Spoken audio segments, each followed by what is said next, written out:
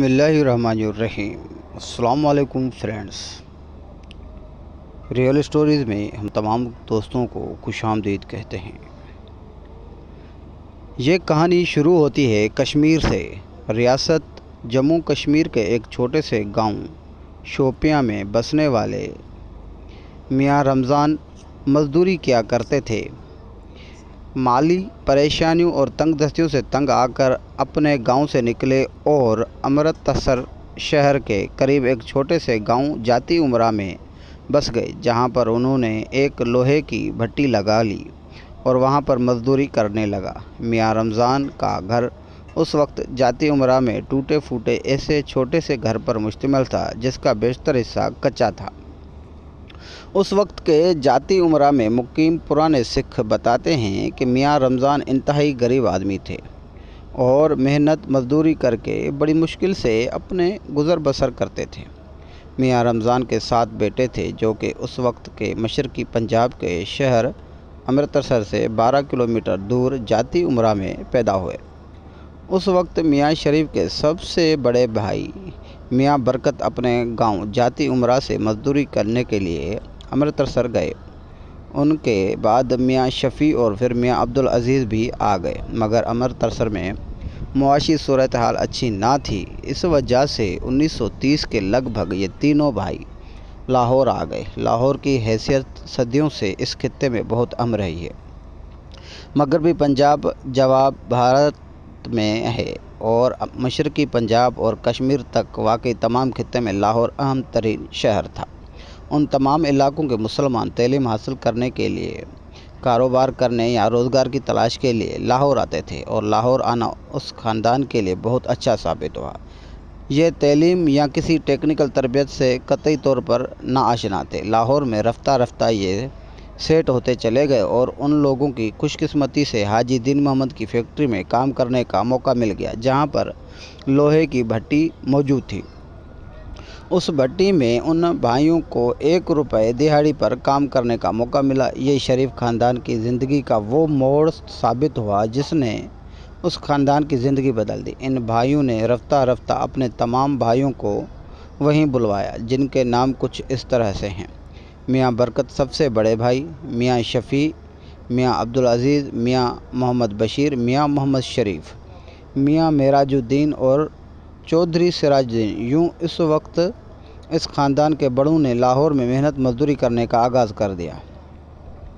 यहाँ पर इन भाइयों ने लोहा और स्टील बनाने के कुछ टेक्निक सीखी, जिसके नतीजे में उनकी ज़िंदगी में कुछ तब्दीली आई। यूँ कह लें कि गैर हुनर मंदों को हुनर मिल गया। जब उन लोगों ने उस भट्टी में काम करना शुरू किया तो उनकी गुर्बत का ये आलम था कि तमाम भाइयों ने यह फ़ैसला किया कि मियाँ नवाज़ शरीफ के वालिद मियाँ शरीफ को तालीम दिलाए, और उस मकसद के लिए मियाँ शरीफ ने लाहौर में अपनी तालीम का आगाज़ किया। तो उनके पास इतनी रकम ना थी कि वो फ़ीस दे सकें। इस दौरान उनको अपनी फ़ीस भी माफ़ करवाना पड़ी।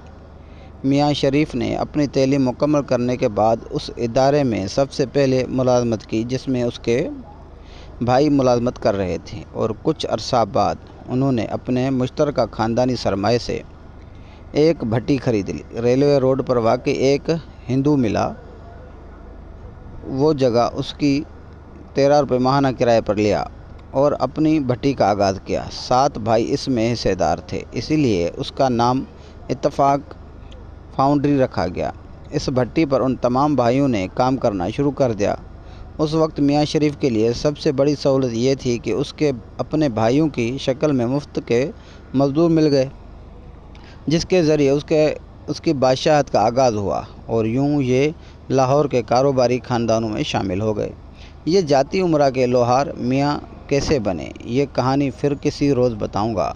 वैसे भी हमें ज़ात पात से इंसान को नहीं जांचना चाहिए। खैर, इत्तफ़ाक़ फाउंड्री ने बहुत तरक्की की और जितनी तेज़ी से तरक्की की उस पर कोई एतराज़ भी नहीं किया, क्योंकि मियाँ शरीफ के अलावा बाकी 6 भाइयों की औलादें अभी तक तरक्की कर रही हैं और वो लाहौर के कारोबारी हलकों में अभी तक मौजूद हैं और आम लोगों की तरह ज़िंदगी गुजार रहे हैं। कुछ ही अरसे बाद جب بھٹو کی حکومت آئی تو بھٹو نے شریف خاندان کی انڈسٹری کو قومی دھارے میں لے لیا۔ جنرل ضیاء الحق کا دور آیا تو شریف خاندان کو اتفاق باؤنڈری واپس مل گئی۔ کچھ عرصہ بعد میاں شریف نے اپنے بھائیوں کو اس کاروبار سے علیحدہ کر دیا اور اپنا کاروبار اپنے ہاتھ میں لے لیا، یعنی اس دن اصل کاروبار شروع ہوا۔ پھر میاں شریف نے اپنے بیٹوں کو سیاست میں داخل کر دیا، جو آلمنڈی کے بلدیاتی حلقے سے شروع ہوئی۔ اس کے بعد میاں شریف کی ملاقات جنرل ضیاء الحق سے ہوئی اور وہاں پر میاں نواز شریف، جو پولیس انسپکٹر کے امتحان میں فیل اور بلدیاتی انتخاب ہار چکے تھے، اس کو سیاست میں اہم رول دینے کی درخواست کی گئی، لیکن کن بنیادوں پر کتنے میں طے ہوا یہ ایک علیحدہ موضوع ہے، اس کا احاطہ پھر کبھی کریں گے۔ لیکن میاں شریف کو سیاست میں ایک اہم رول مل گیا۔ یہاں تک سب ٹھیک تھا، لیکن پھر کمال ہو گیا۔ اتفاق باؤنڈری کی واپسی کے بعد کی ترقی کو پر لگ گئے۔ شوگر، اسٹیل، فوڈ پروڈکٹس، اس کے بعد کوئی کاروبار ایسا نہ رہا جس میں شریف خاندان نے ہاتھ نہ ڈالا ہو، اور نہ ہی کوئی بینک ایسا رہا جس سے شریف خاندان نے قرضہ نہ لیا ہو اور معاف نہ کروایا ہو۔ پھر جنرل ضیاء الحق کے دور کا اختتام ہوا اور ذوالفقار علی بھٹو کی ڈری ہوئی شریف فیملی نے اپنا پیسہ دبئی اور قطر منتقل کرنا شروع کر دیا۔ اس سلسلے میں مدد فراہم کرنے کے لیے پان منڈی کے کشمیری تاجر جو کہ سائیکلوں کا کام کرتے تھے، ان کے بیٹے جو لندن میں اکاؤنٹس کی تعلیم حاصل کر رہے تھے، ان کی خدمات حاصل کی گئیں۔ اب یہ موصوف اسی فیملی کا حصہ ہیں اور آج کل میاں نواز شریف کے ساتھ لندن میں مقیم ہیں۔ اور یہ بات سن کر آپ کو یقیناً حیرت ہوگی کہ ان موصوف کا نام اسحاق ڈار ہے، باقی آپ خود سمجھ جائیں گے۔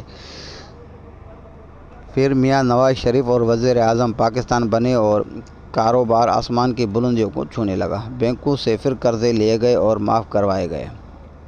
پہلے دور حکومت میں گلف کی ریاستوں اور سعودی عرب میں کاروبار پھیلا اور پھر اتنی تیزی سے ترقی کی کہ سمجھ سے باہر ہے۔ یہ تو سب جانتے ہیں کہ کسی بھی کاروبار کی ترقی کے لیے پیسے کی ضرورت ہوتی ہے۔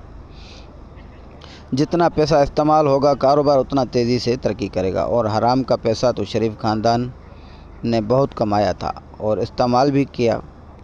پہلی حکومت ختم ہونے کے بعد میاں برادران کو احساس ہوا کہ پاکستان میں پیسہ رکھنا اور کاروبار کرنا خطرناک ہے۔ حکومت کے جاتے ہی کرپشن سے کمایا گیا پیسہ چھن سکتا ہے، اسی لیے دوسرے دور حکومت کوئی بھی پیسہ پاکستان میں نہیں لگایا بلکہ آف شور کمپنیاں بنائی گئیں اور ان کے ذریعے پیسہ پاکستان سے نکال کر امریکہ، یورپ، برطانیہ میں منتقل کر دیا گیا، کیونکہ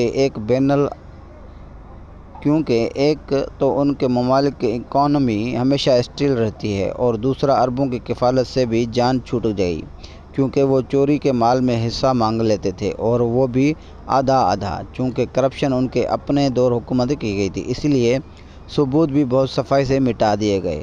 ان لوگوں کے پاس اتنا پیسہ موجود ہے کہ اگر ان سے پاکستان میں موجود سب کچھ چھین بھی لیا جائے تو ان کو کوئی فرق نہیں پڑے گا، اور یہ چیزیں مشرف کے دور میں آپ سب لوگوں نے دیکھ لی تھیں۔